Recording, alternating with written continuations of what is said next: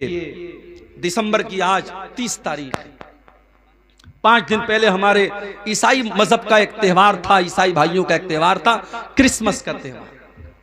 हमारे कुछ मुसलमान भाइयों को इस त्यौहार पर सद्भावना और भाईचारा दिखाने का बड़ा शौक चढ़ जाता है और वो सोशल मीडिया के ऊपर और अपने दोस्तों के, अपने व्हाट्सएप के स्टेटस पर और अपने दोस्तों को मैसेज में क्या लिख के भेजते हैं, मैरी क्रिसमस। मेरे प्यारे साथियों, ये मैरी क्रिसमस कहने वाले और क्रिसमस की मुबारकबाद देने वाले कान खोल करके सुन लें। शायद आपको अंदाजा नहीं है, इस क्रिसमस के त्योहार को मनाने वाला यह अकीदा रखता है कि ईसा अलैहिस्सलाम अल्लाह के बेटे हैं। अच्छा, अल्लाह के बेटे क्यों मानते हो? ईसाई से पूछो तुम अल्लाह का बेटा क्यों मानते हो, वो कहेगा ईसा अलैहिस्सलाम बगैर बाप के पैदा हुए। वो यहां तक बोलेगा कि आपके आखिरी नबी, जिसको आप आखिरी नबी मानते हैं, वो भी माँ और बाप दोनों के जरिए पैदा हुए, मगर हम जिसको अल्लाह का बेटा मानते हैं उनका कोई बाप नहीं था। इसका मतलब उनका बाप नऊजुबिल्लाह अल्लाह था। कुरान में अल्लाह ने जवाब दिया, इन्न मसल ईसा इंदल्लाहि कमसली आदम खलक़हु मिन तुराब। ऐ ईसाइयों, अगर बगैर बाप के पैदा होने वाले ईसा को तुम अल्लाह का बेटा मानते हो तो ऐ ईसाइयों जरा आदम के ऊपर गौर करो। आदम की तो ना कोई माँ थी और आदम का तो ना कोई बाप था। आदम को अल्लाह ताला ने मिट्टी से पैदा किया और अल्लाह ने कहा हो जा, और आदम हो गए। अगर आदम को अल्लाह बगैर माँ के और बगैर बाप के पैदा कर सकता है तो ऐ ईसाइयों, अल्लाह ईसा को बगैर बाप के कैसे पैदा नहीं कर सकता? और मेरी माँ और बहनों, कभी मौका मिले तो कुरान का 16वां पारा उठा के सूरह मरियम की तिलावत आप गौर से पढ़ो। सूरह मरियम को, ये वही आयतें थी जो हबशा के दरबार में जब हजरत जाफर ने पढ़ी थी तो लोगों की आंखों में आंसू आ गए। उसमें जरा पढ़ो कि किस तरीके से हजरत मरियम की किरदार की अजमत अल्लाह ताला ने बयान की। इज़ अरसलना इलैहा रूहना फतमत्तल लहा बशरन सविया। याद करो जब मैंने अपने फरिश्ते को मरियम के पास भेजा और फरिश्ता इंसान की शक्ल में मरियम के पास आया। क़ालत, हजरत मरियम ने कहा तू दूर हो जा मुझसे, अगर तू अल्लाह से डरने वाला है मेरे करीब ना आना, तू दूर हो जा। तू कौन है मैं नहीं जानती, मेरे करीब ना आना। अगर तू अल्लाह से डरने वाला है तो मुझसे दूर हो जा। क़ाला इन्नमा अना रसूलु रब्बिकी लिअहब लकी गुलामन ज़किया।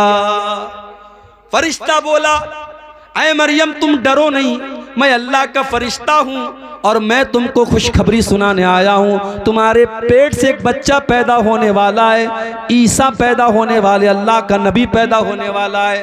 क़ालत अन्ना यकूनु ली गुलामु वलम यमससनी बशर वलम अकु बग़िया।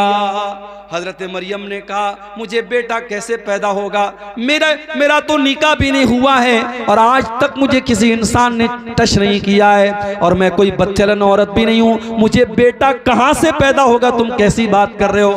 क़ाल कज़ालिक क़ाल रब्बुकी हुवा अलय्या हय्यिन वलिनजअलहु आयतन लिन्नासि व रहमतम मिन्ना। फरिश्ते ने कहा है मरियम, ये अल्लाह का ऑर्डर है, ये अल्लाह का आदेश है, ये अल्लाह का फरमान है। अल्लाह ने कह दिया है तुझे बेटा होने वाला है तो हो जाएगा। अल्लाह के लिए कुछ भी मुश्किल नहीं है, कुछ भी अल्लाह के लिए मुश्किल नहीं है, अल्लाह के लिए सब आसान है। तुझे बेटा पैदा होगा, ये अल्लाह का फैसला हो चुका है।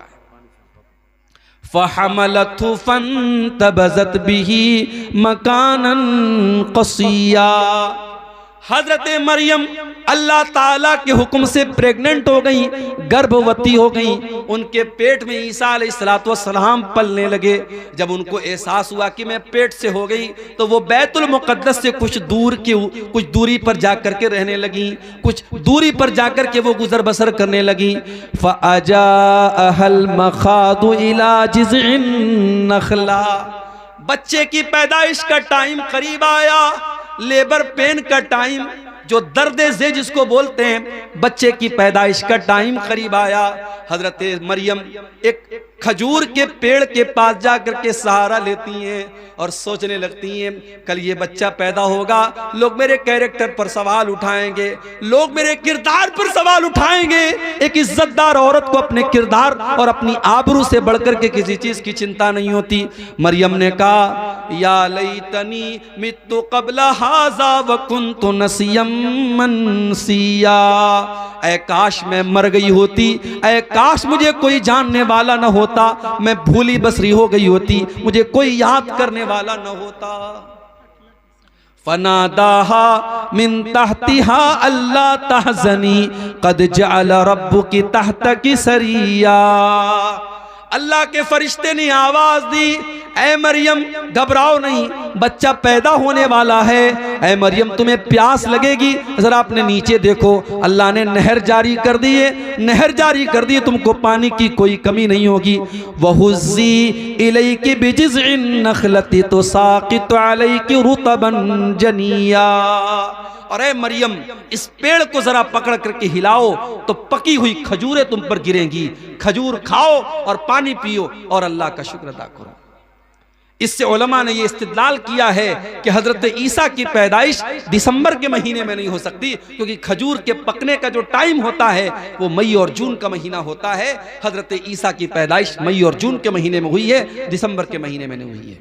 फ़इम्मा तरयिन्न मिनल बशरि अहदा फ़क़ूली इन्नी नज़रतु लिर्रहमानि सौमा फ़लन उकल्लिमल यौमा इंसिया।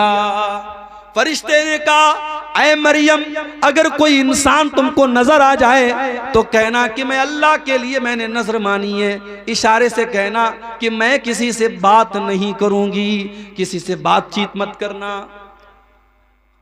ईसा पैदा हो गए, हजरत मरियम ने अपने बच्चे को गोद में लिया। फ़अतत बिही क़ौमहा तहमिलुहु क़ालू या मरियम लक़द जीति शैअन फ़रिया।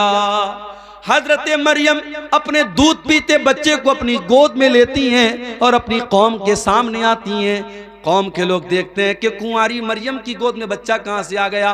कहा, है मरियम तू तो कुंवारी थी, तेरी तो शादी भी न हुई थी, ये बच्चा तू कहां से लेके आ गई। ऐ मरियम तूने बहुत बड़ा पाप किया है। या उख्त हारूना मा कान अबूकी इम्रा सौइन व मा कानत उम्मुकी बगिया। ऐ मरियम तू तो हारून की बहन है। हजरत मरियम के कोई भाई थे, उनका नाम हारून था। ऐ मरियम तू हारून की बहन है, तेरा बाप भी नेक इंसान है, तेरी माँ भी नेक औरत है, तेरी माँ भी बदचलन नहीं है। ऐ मरियम तू बदचलन कैसे हो गई। पता ये चला ये तीन रिश्ते बड़े खास होते हैं। लड़कियां अगर बिगड़ती हैं तो इन तीन रिश्तों का बहुत बड़ा रोल होता है। जिस घर के लड़के बिगड़ जाएं, जिस घर की माएँ बिगड़ जाएं और जिस घर का बाप बिगड़ जाए, उस घर की लड़कियों को बिगड़ने में देर नहीं लगेगी। अगर लड़की का भाई सही है, अगर लड़की का बाप सही है और अगर लड़की की माँ सही है तो लड़कियों के बिगड़ने के चांस बहुत कम हैं। लेकिन भाई गड़बड़ है, माँ गड़बड़ है और बाप गड़बड़ है तो लड़कियों के बिगड़ने के चांस बहुत ज्यादा हैं। लोगों ने कहा, है मरियम तू हारून जैसे नेक इंसान की बहन है, तेरा बाप भी नेक इंसान है, तेरी माँ भी शरीफ औरत है, तूने ये गलत काम कैसे कर दिया। फ़अशारत इलैहि, हजरत मरियम ने अपने बच्चे की तरफ इशारा किया। क़ालू कैफ़ नुकल्लिमु मन कान फ़िल महदि सबिया। कौम के लोगों ने कहा, है मरियम इस दूध पीते बच्चे से हम क्या बात करें, ये क्या बोलेगा, तू क्यों नहीं बताती है किसका बच्चा है। क़ाल इन्नी अब्दुल्लाह आतानियल किताबा व जअलनी नबिया व जअलनी मुबारकन ऐनमा कुन्तु व औसानी बिस्सलाति वज़्ज़काति मा दुम्तु हय्या। अल्लाह की कुदरत देखो कि हजरत ईसा अभी दूध पीते बच्चे हैं, माँ की गोद से बोल पड़े, अपनी कौम को जवाब दिया। माँ के किरदार पर लोगों ने इल्जाम लगाया, अल्लाह ने उस दूध पीते बच्चे को अपनी माँ के डिफेंस में खड़ा कर दिया। जो औरत अपनी शर्मगाह की हिफाजत करेगी, अपनी आबरू की हिफाजत करेगी, अल्लाह उसके दामन पे कभी दाग लगने नहीं देगा। अल्लाह जब जरूरत पड़ेगी उसकी बेगुनाही को बयान कर देगा। मरियम की बेगुनाही को बयान करने के लिए अल्लाह ने दूध पीते बच्चे को अपनी माँ की गोद में हजरत मरियम को अल्लाह ताला ने, हजरत ईसा को अल्लाह ताला ने जुबान दे दी और वो बच्चा अपनी माँ की गोद से क्या बोला? पहला जुमला क्या बोला? इन्नी अब्दुल्लाह, मैं अल्लाह का बंदा हूं। ईसा ने यह नहीं कहा I am son of God, उन्होंने कहा आई एम स्लेव ऑफ अल्लाह, मैं अल्लाह का बंदा हूं। कितने बड़े अफसोस की बात है। ईसाई कहते हम ईसा को मानते हैं, उनके चर्च के बाहर ईसा मसीह का फोटो लगा है, उनके चर्च के बाहर ईसा अलैहिस्सलाम के अक़वाल लिखे होते हैं। मगर ईसाई कौम दुनिया की वो कौम है मेरे भाई जिस नबी से इतनी मोहब्बत का दावा करती है। उस नबी ने पैदा होने के बाद सबसे पहला सेंटेंस जो उनके मुंह से निकला है, जो सबसे पहला शब्द उनके मुंह से निकला है, उन्होंने कहा मैं अल्लाह का बंदा हूं। और ईसाई कहते नहीं, बंदा नहीं थे, ईसा तो अल्लाह के बेटे थे, वो अल्लाह का बेटा मानते ईसा अलैहिस्सलाम। और अभी हमारे पड़ोसी मुल्क के एक ईसाई पादरी का मैंने बयान सुना, उसने कहा हम किसी नबी का मीलाद नहीं मनाते हैं, मुसलमान इस गलतफहमी में ना रहे, हम ईसा को एज अ प्रॉफिट नहीं मानते हैं, हम क्रिसमस पर अल्लाह के बेटे का जन्मदिन मनाते हैं, अल्लाह के बेटे का जन्मदिन मनाते हैं। हम Isa Masih as a profit, एक नबी की हैसियत से हम उनका मीलाद नहीं मनाते। ईसा अलैहिस्सलाम पैदा होने के बाद कह रहे हैं मैं अल्लाह का बंदा हूं, अल्लाह ने मुझको नबी बनाया है, अल्लाह ने मुझको बरकत वाला बनाया है, मैं जहां भी रहूंगा बरकत रहेगी।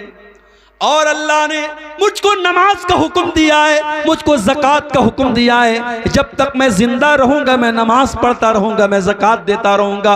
व बर्रम बिवालिदती, और अल्लाह ने मुझे अपनी माँ के साथ अच्छा सलूक करने का हुक्म दिया है। वलम यजअलनी जब्बारन शकिया, अल्लाह ने मुझे बदबख्त नहीं बनाया, अल्लाह ने मुझे सरकश नहीं बनाया, मैं अल्लाह का नेक बंदा हूँ, अल्लाह ने मुझे नबी बनाया है। ये ईसा इब्ने मरियम का वाकया है, कुरान के 16वें पारे के अंदर मौजूद है।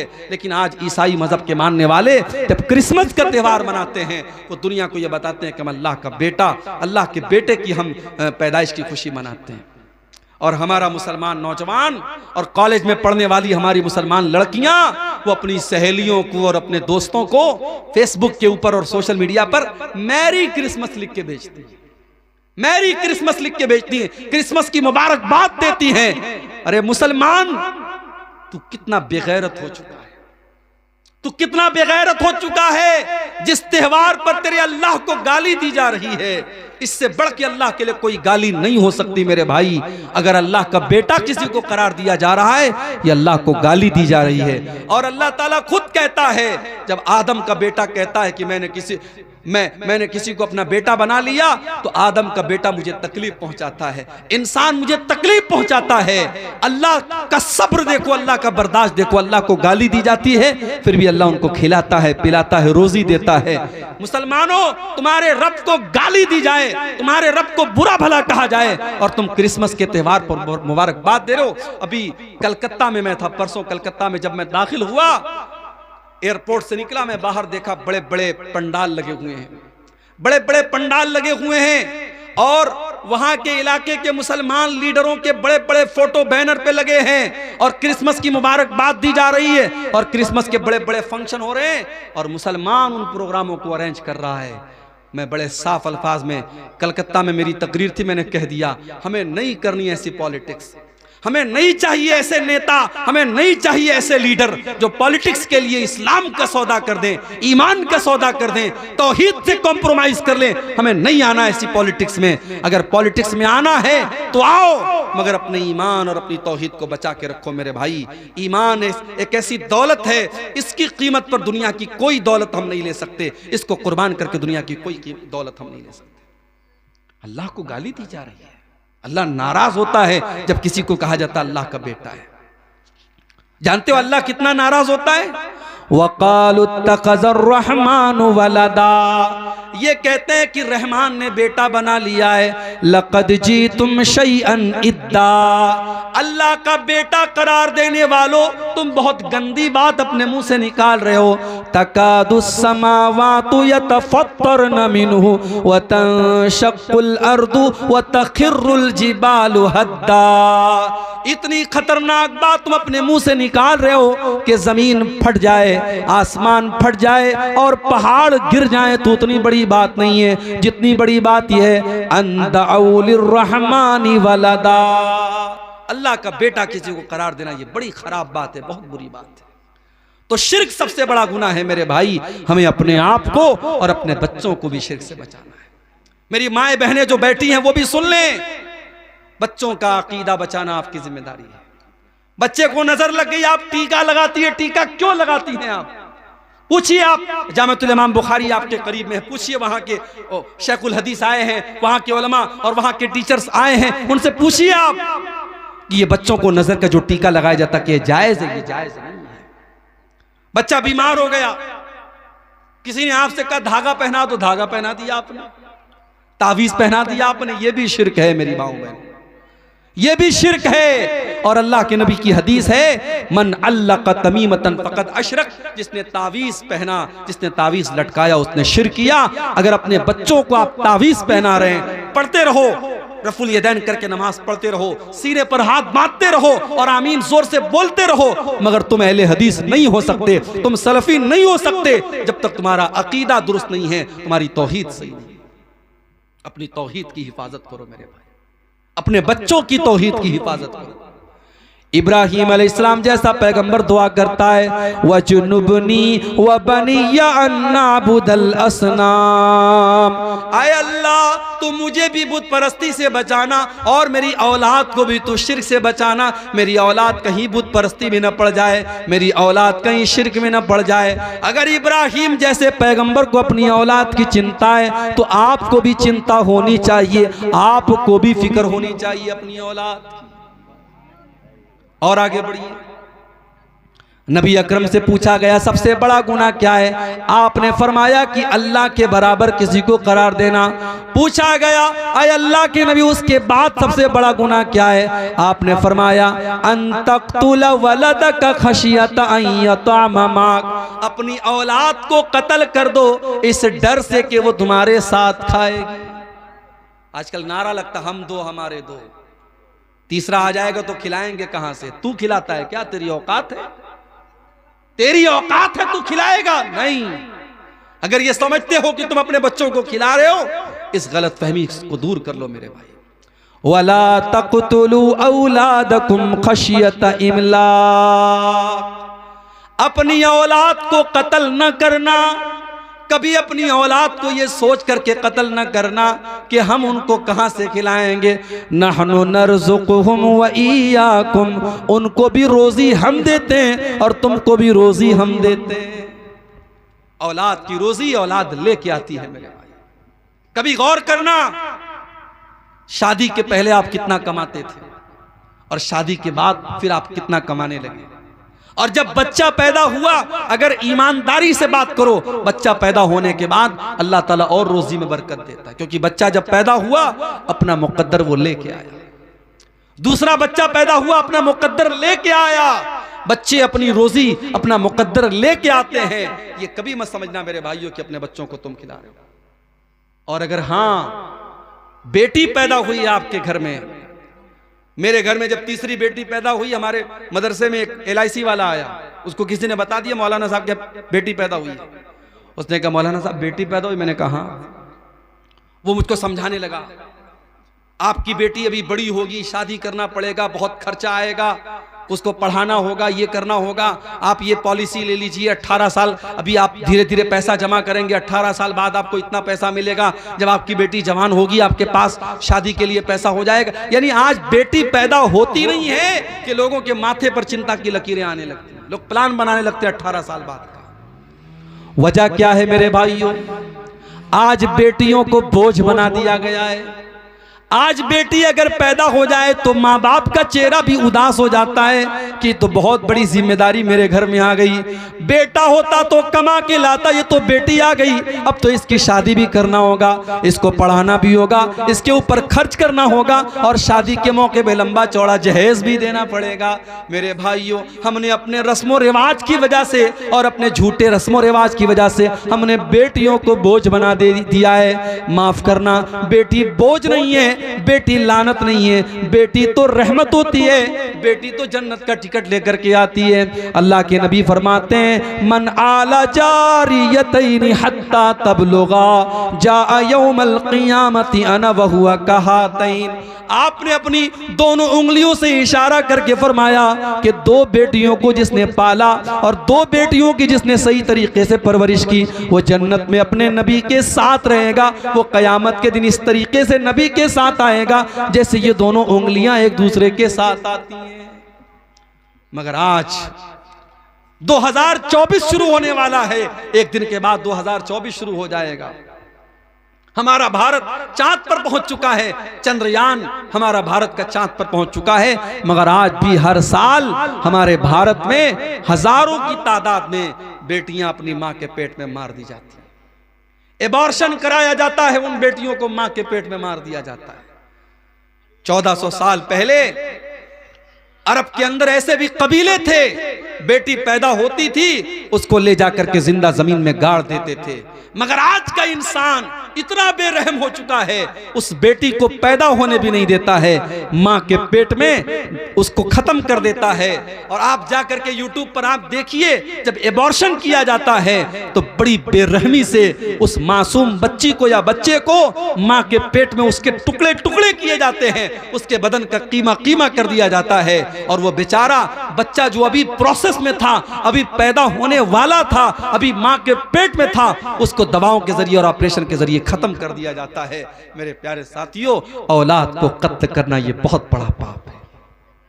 और अगर औलाद को कत्ल करना बहुत बड़ा पाप है तो एक बात और मुझे कहने दीजिए, औलाद जहां आपकी 10 साल की हुई, 12 साल की हुई, बच्चों को मदरसे से छुड़ाकर काम पे लगा देना, बच्चों की तालीम से छुड़ाकर उनको काम पे लगा देना, यह भी औलाद को कत्ल करने के बराबर है।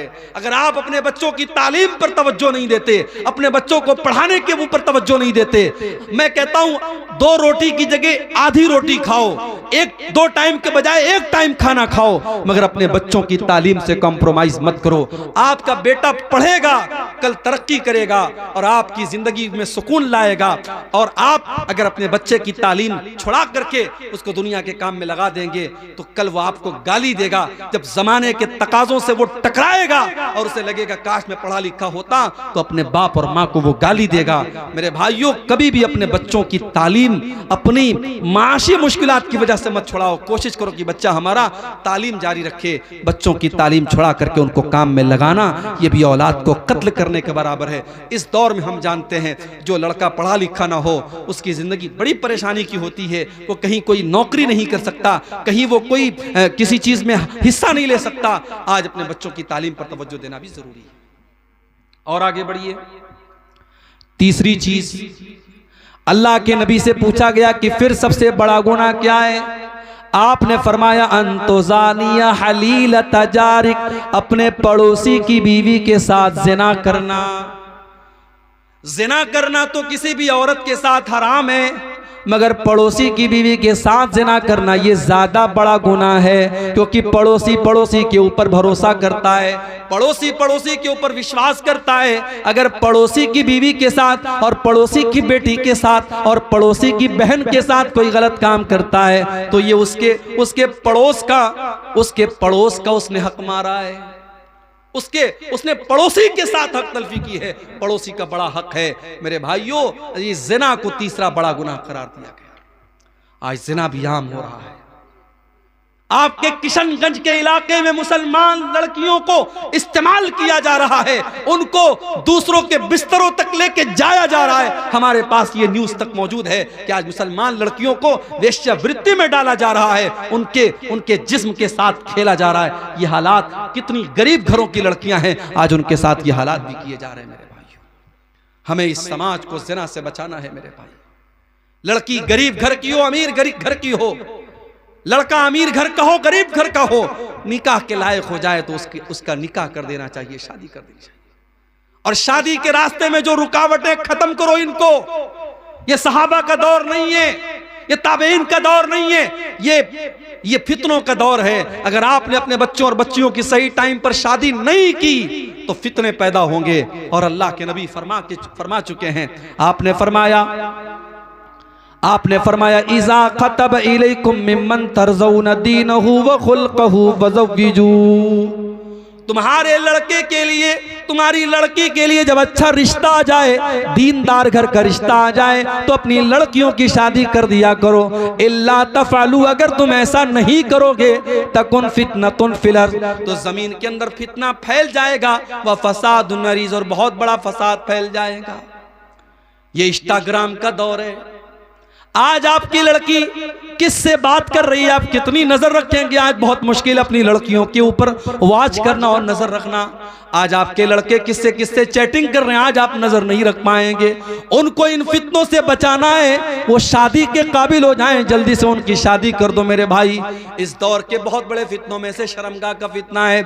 इसीलिए अल्लाह के नबी फरमाते हैं, मन यज़मन ली मा बैन लिह्यैहि व मा बैन रिजलैहि अज़मन लहुल जन्ना। जो मुझे जुबान की गारंटी दे दे और शर्मगाह की गारंटी दे दे, मैं उसे जन्नत की गारंटी देता हूं।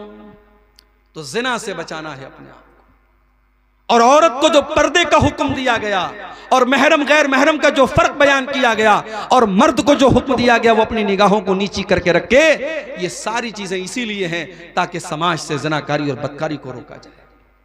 और आगे बढ़िए, कबीरा गुनाहों में से एक और बहुत बड़ा गुनाह, अल्लाह के नबी फरमाते हैं, इज्तनिबु सबअल मुबिकात, 7 हलाक कर देने वाले गुनाहों से बचो।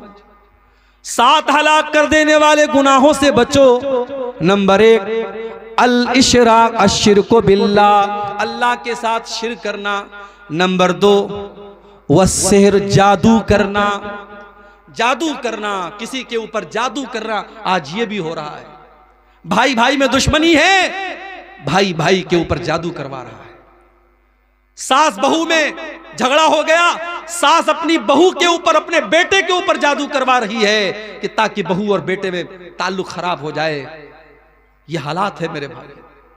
बंगाल में और आपके बिहार में आज कितने केस आते हैं कि साहब घरों में सुकून नहीं है, जादू किया जा रहा है और लोगों को परेशान किया जा रहा है।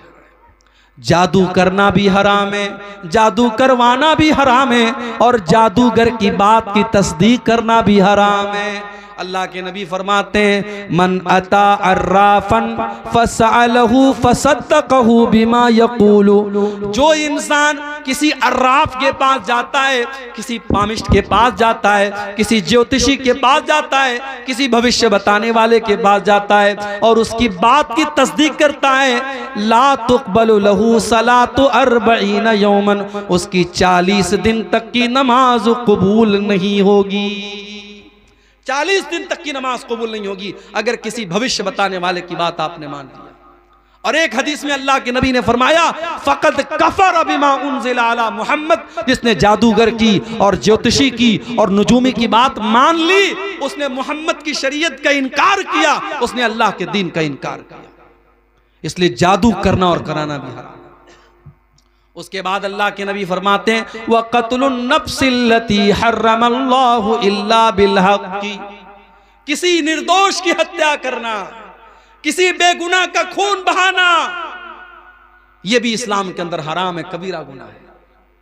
इस्लाम इजाजत नहीं देता है किसी बेकसूर की हत्या करने की।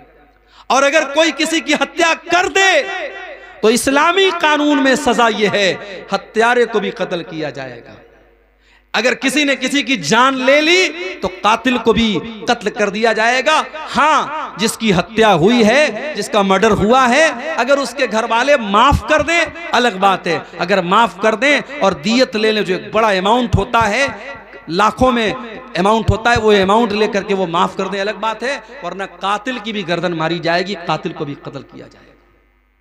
इस्लाम बहुत सख्त है इस मामले में। इस्लाम में किसी निर्दोष की हत्या करने की इजाजत नहीं है। मन क़तल नफ्सन बिग़ैरि नफ्सिन औ फ़सादिन फ़िल अर्दि फ़कअन्नमा क़तलन्नास जमीआ। एक निर्दोष की हत्या करने वाला और एक बेकसूर को मारने वाला पूरी मानवता का कातिल है। 2000 मुसलमानों का खून बहाने वाले आज मुल्क के बड़े बड़े ओहदों पर विराजमान हैं। अल्लाह की अदालत का इंसाफ बाकी है। एक इंसान की हत्या करने वाला अगर पूरी मानवता का कातिल है तो सोचो मेरे भाइयों, हजारों लोगों के खून की होली खेलने वालों का अंजाम क्या होगा। एक फिरौन था जो बच्चों को मरवा दिया करता था, एक फिरौन था जो बच्चों को कत्ल करवा देता था। इस वक्त फलस्तीन के बच्चों को मारने वाला एक फिरौन है जो बच्चों को भी मरवा रहा है, जो औरतों को भी मरवा रहा है, जो बड़ों को भी मरवा रहा है, जो हॉस्पिटलों के ऊपर बम बरसा रहा है, जो कब्रों से निकाल निकाल करके मुसलमानों की कब्रों पर भी बुलडोजर चला रहा है। अल्लाह ऐसे जालिमों को उनके अंजाम तक पहुंचा दे मेरे भाई। इस्लाम ने निर्दोष की हत्या करने को बहुत बड़ा पाप करार दिया है। और आगे बढ़ो, वह अकलुर रिबा, और सूद और ब्याज खाना भी बहुत बड़ा गुनाह है। आज मुसलमान सूद खा भी रहा है, खिला भी रहा है। आपके इसी बिहार में बंधन लोन के नाम से, औरतों के नाम से कितने लोग लोन ले रहे हैं। 1 लाख लोन लेकर के 1,10,000 दे रहे हैं। मेरे भाई, जिस तरीके से सूद लेना हराम है उसी तरीके से सूद देना भी हराम है। अल्लाह के नबी फरमाते हैं, लानल्लाहु आकिल रिबा व मुकिलहु व कातिबहु व शाहिदैहि। आपने फरमाया कि सूद खाने वाला, सूद खिलाने वाला, सूद की गवाही देने वाला और सूद लिखने वाला, सब पर अल्लाह की लानत हो। और आगे आपने ये भी फरमाया, वहुम सवा, ये सब के सब बराबर हैं। खाने वाला और खिलाने वाला बराबर है। इसलिए मेरे भाई, सूद और ब्याज से अपने दामन को बचा के रखो। जानते हो इतना बड़ा गुनाह है सूद और ब्याज का खाना कि अल्लाह कुरान में कहता है, फ़इल्लम तफ़अलू फ़अज़नू बिहर्बिम मिनल्लाहि व रसूलिही। ऐ ब्याज खाने वालों, ऐ ब्याज खोरो, ऐ सूद खोरो, अगर तुम अपने ब्याज खाने से बाज नहीं आओगे तो अल्लाह से जंग करने के लिए तैयार हो जाओ, उसके रसूल से जंग करने के लिए तैयार हो जाओ। अरे कौन है जिसके अंदर अल्लाह से जंग करने की ताकत है? कौन है जिसके अंदर अल्लाह से लड़ाई करने की ताकत है? तो सूद खाना भी बहुत बड़ा गुनाह है। और जब सूद की बात आई है तो एक बात और बताता हूं, सट्टा और जुआ खेलना भी हराम है। इन्नमल खम्रु वल मैसिरु वल अंसाबु वल अज़लामु रिज्सुम मिन अमलि शैतान। शराब पीना और जुआ खेलना और गैरुल्लाह के आस्थाने पर जाकर के वहां सर झुकाना और पासे के तीर निकालना किस्मत का हाल मालूम करने के लिए, ये सब गंदे काम हैं, ये सब शैतान के काम हैं। इनसे बचो तभी तुम कामयाब हो सकते। पता ये चला कि जुआ खेलना भी शैतान का काम है। किसी जमाने में ताश के पत्तों से जुआ खेला जाता था, अब मोबाइल का दौर आ गया, अब टेक्नोलॉजी का दौर आ गया, अब इंटरनेट के ऊपर बहुत सारे ऐप आ गए। अभी क्रिकेट का वर्ल्ड कप चल रहा था, एक एक बॉल के ऊपर सट्टा खेला जा रहा था। आज कितने सारे ऐप हैं